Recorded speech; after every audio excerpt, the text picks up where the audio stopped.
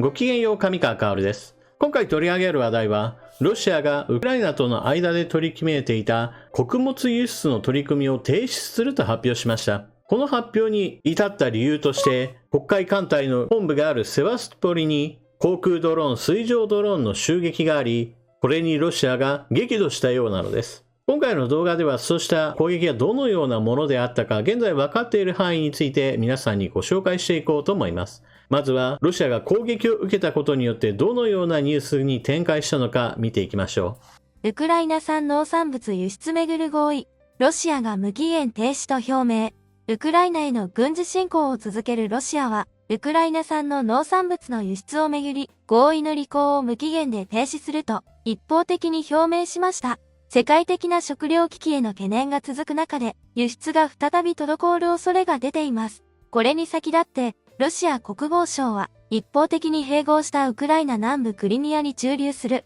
ロシア軍の黒海艦隊がウクライナ軍の無人機による攻撃を受けたと主張していて、外務省の声明では合意の履行を停止する理由として船舶の安全な航行が保証できないことを挙げています。ウクライナではロシア軍による封鎖で農産物の輸出が滞っていましたが、今年7月にトルコと国連の仲介でロシアとウクライナが合意し、輸出が再開されていました。ロシア国防省は29日、ロシアが一方的に併合したウクライナ南部クリミアに駐留する黒海艦隊や民間の船舶がウクライナ軍の無人機によって攻撃を受けたと主張しました。この中で標的となったロシアの艦船は、ウクライナの港から農産物を輸出する船舶の安全確保に関わっていたと強調した上で、攻撃にはイギリスが関与していたと主張しています。ウクライナはロシア対応を非難。ロシア外務省が、ウクライナ産の農産物の輸出をめぐり、合意の履行を無期限で停止すると、一方的に表明したことについて、ウクライナのクレバ外相は29日、ツイッターに、モスクワは何百万人もの人の食料安全保障を担保する穀物の輸出に必要な輸送ルートを封鎖するため、偽りの口実を使っている。ロシアに対して飢餓を利用したゲームをやめさせるよう、すべての国に呼びかけると投稿しました。それでは、舞台となったセバストポリの位置を確認しておきましょう。セバストポリはクリミア半島の先端にあるロシア軍の黒海艦隊司令部のある町です。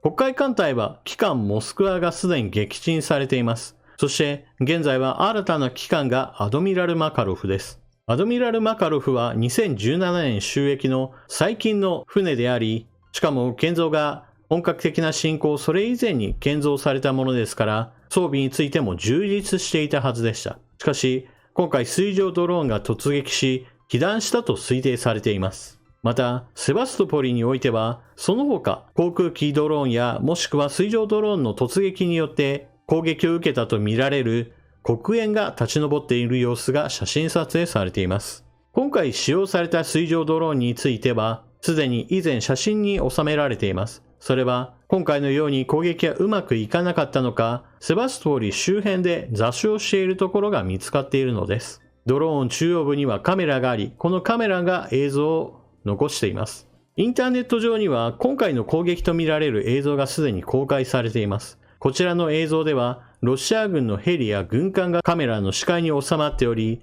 攻撃を受けながらも、これを避ける形で左右に舵を切りつつ、軍艦へと向かっている様子がわかります。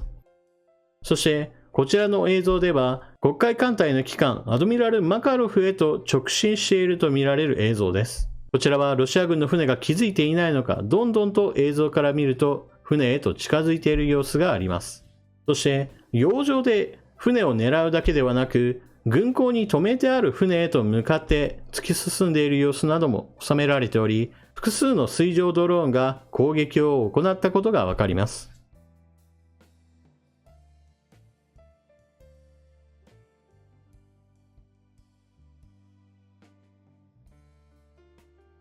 今回の攻撃に関して、ウクライナ軍が作戦がどうであったか、投入した兵力がどのほどなのかといったことに対して、公式な発表は行っていません。ですから、今回攻撃がされたんだと話しているのは、セバストポリの市長です。セバストポリの市長は、本格的な戦いが始まって以降において、セバストポリへの攻撃は今回が最大規模だと話しています。空からのドローン、そして海からのドローンの複合攻撃であり、これによって黒海艦隊やセバストポリに対する被害が出ているというのです。ただし、セバストポリの市長はドローンについては全て撃墜したと話しており、攻撃そのものは終わったかのように話しています。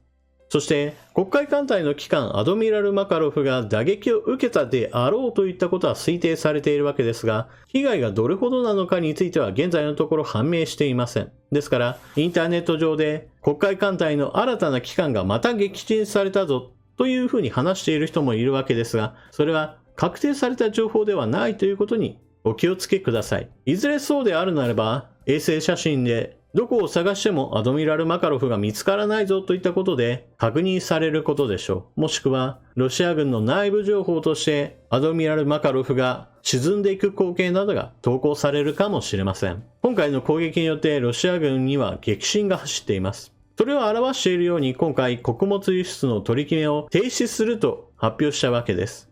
そもそも論として黒海における輸送を危険にさらしているのはウクライナではなくロシア軍の海軍です。そもそもウクライナは軍艦ももともと持っていないような状態だったのですから、ロシアさえおとなしくしていればこの海域における安全は保障されるのであり、その危険なロシアが安全を保障できないのは攻撃されたからだと言い始めるのはあくまでも自分勝手な理屈に過ぎないと言えるでしょう。今回黒海艦隊が攻撃を受けたことによる影響といったものは当然のように今後も様々な反応へとつながっていくことでしょう。まず第一に攻撃を受けるんだという前提での警備レベルを上げなければなりません。特に水上ドローンと軍艦といったものは明らかに用意するための金額が全く異なるわけですから、セバストポリに軍艦を大量に用意しておくというのは危険すぎる行動だと言えます。そうなれば、セバストポリの港からもっともっと遠い港へと艦隊そのものを移動させる可能性があります。そうなれば、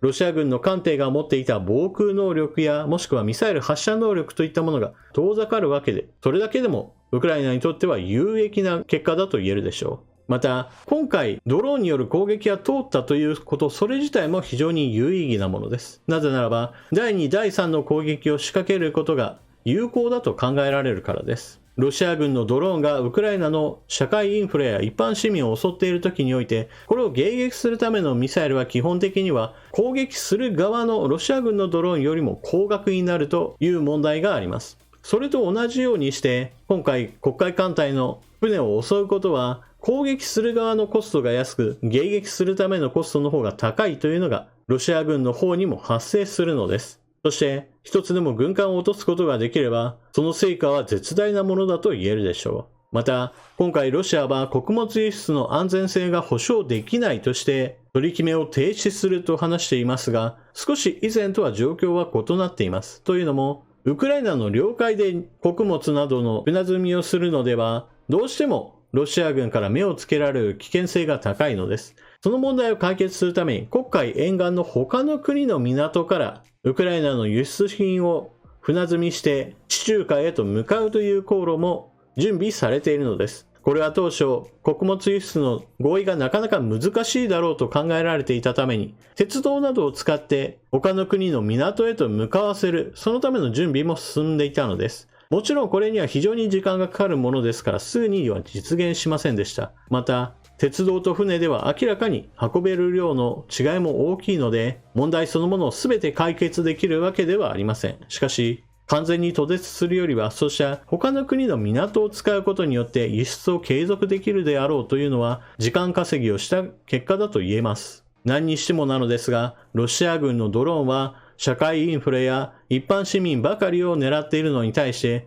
今回のドローン攻撃は少なくとも一般市民を狙ったものではありません。軍艦であったり軍港であったり黒海艦隊の司令部を狙うというのは明らかに戦闘行為としてはまともなものであり、ロシア軍のひどさと比べればその明暗はかなりはっきりと分かれていると言えるでしょう。というわけで今回の動画はここまで。ウクライナ軍ははっきりとセバストポリ攻撃を行ったとは話してはいませんが、水上ドローンと航空ドローンの連携攻撃によって黒海艦隊は被害を受けました。攻撃が何度となく続けば、ロシア軍の艦隊は疲弊していくことでしょう。それでは動画を最後までご視聴いただきありがとうございました。チャンネル登録していない方はぜひともチャンネル登録していってください。そして動画を見終わったら評価ボタンのクリックをよろしくお願いします。それでは次の動画でまたお目にかかりましょう。またね。